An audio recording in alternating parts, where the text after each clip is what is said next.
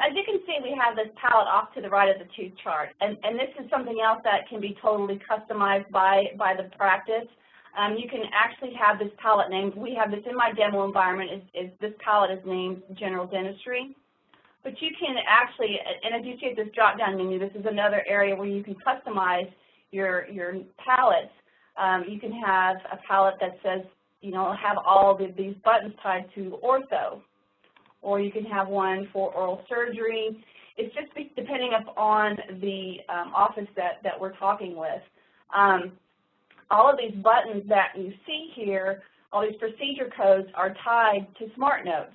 And so when a patient comes in and has, let's just decide, let's do number 13. We're going to do a little composite filling, and we're going to go ahead and complete this, a little MO, and save it. What happens is it generates what's called the SmartNote, and it's what you have here is a list of questions that pertain to a composite filling. Now, had this been a crown or a root canal or an extraction, of course these questions would be different. And the answers that you see come beside them, and it's all pulled from this box in the middle.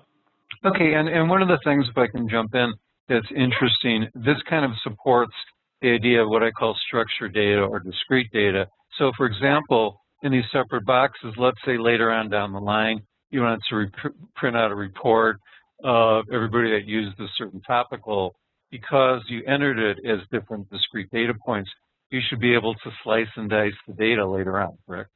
Exactly. You sure can.